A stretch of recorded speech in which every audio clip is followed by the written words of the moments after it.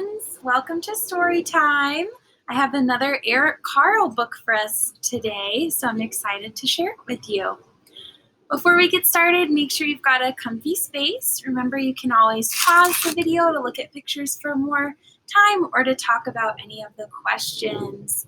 At the end of the video, I'll give you an idea for an activity that you can do later today. So the story we're reading today is called The Tiny Seed, and it's written and illustrated by Eric Carle. And we have been reading a couple of books by Eric Carle. Last week, we read The Very Hungry Caterpillar, and we also read The Very Clumsy Click Beetle. So think about what you can remember from those Eric Carle books. What do you remember about his pictures and illustrations? That's right, there were lots of colors, and Eric Carle actually painted all of the pictures that are inside of his books. So I'm excited to look at our book today and see all of the different illustrations or paintings that Eric Carle has for us. Our vocabulary word for today is seed. So remember, a seed is the small part of a plant that hasn't yet started to grow. So today we're going to read about a tiny seed and see what happens to it as it grows. Our question for today is going to be, how will the seed change as it grows? How will the seed change as it grows? Remember, a few weeks ago when we were reading about seeds and plants, we learned that they all grow in different ways. All right, I'm going to make my picture a little bit bigger, and we'll get started. The Tiny Seed by Eric Carle.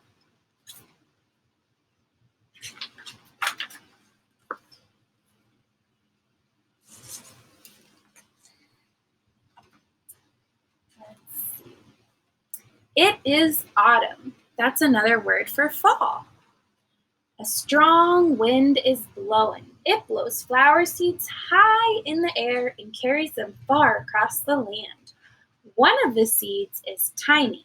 It's smaller than any of the others. Will it be able to keep up with the others?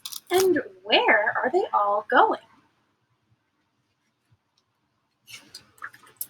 One of the seeds flies higher than all of the others. Up, up, up it goes, but it flies too high and the sun's hot rays burn it up.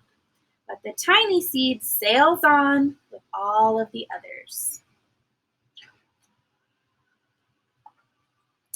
Another seed lands on a tall and icy mountain, but the ice never melts and the seed cannot grow.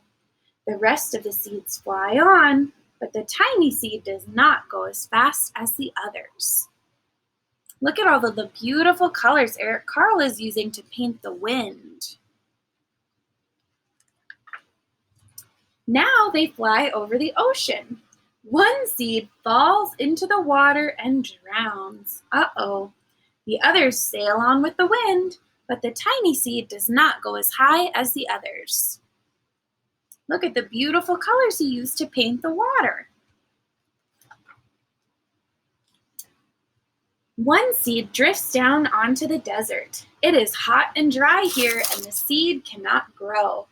Now the tiny seed is flying very low, but the wind pushes it on with the others. What do you notice about the warm, different colors that Eric Carle uses in the desert? The cool blue and green colors he used in the ocean, and the icy colors he used for the mountains. He's choosing different colors to match all of these different habitats. Finally, the wind stops and the seeds fall gently down onto the ground. A bird comes by and eats one seed, but the tiny seed is not eaten. It is so small that the bird can't see it. Can you find it? Yep, it's right there. Now it is winter. After their long trip, the seeds settle down.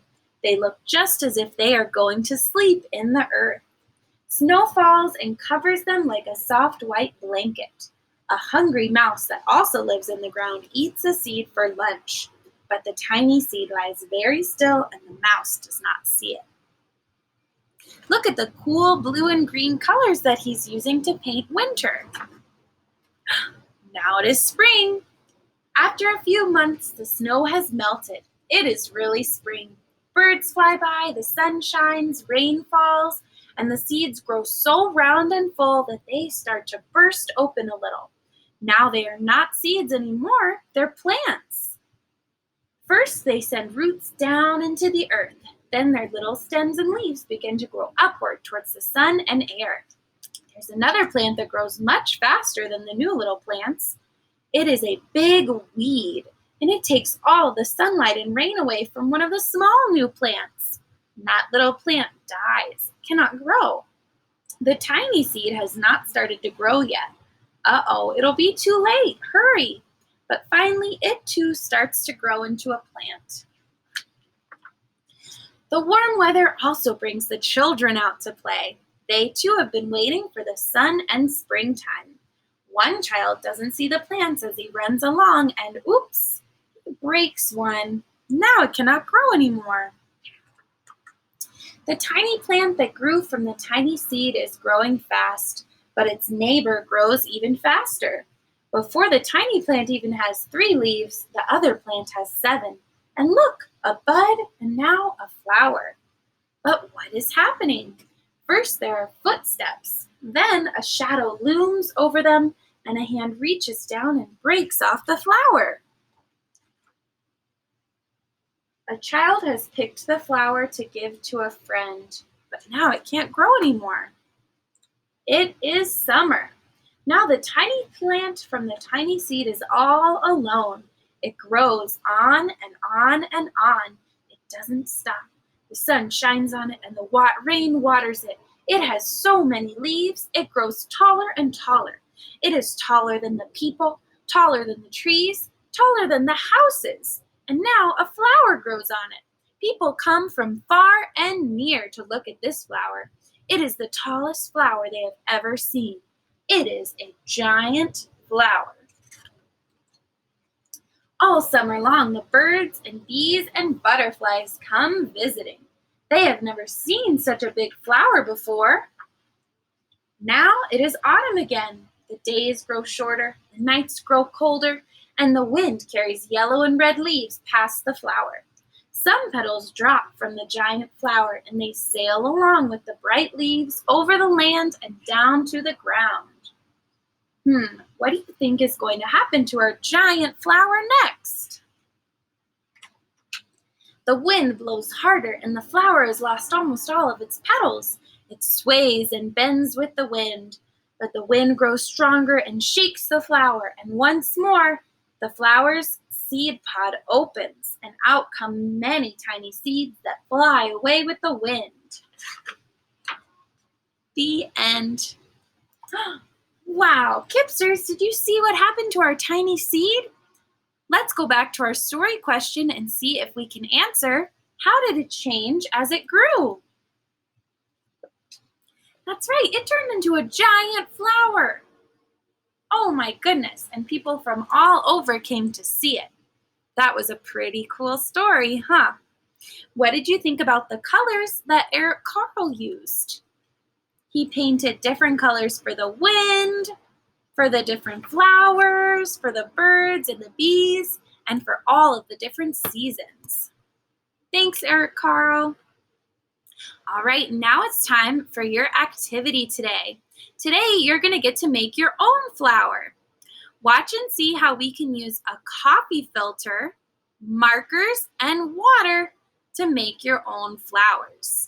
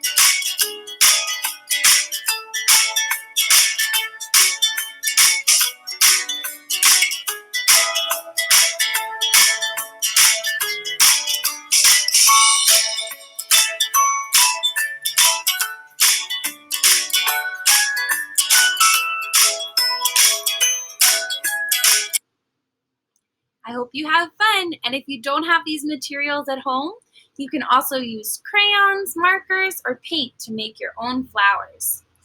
All right, thanks for coming to Storytime today, friends. I hope you have a wonderful rest of your flowers.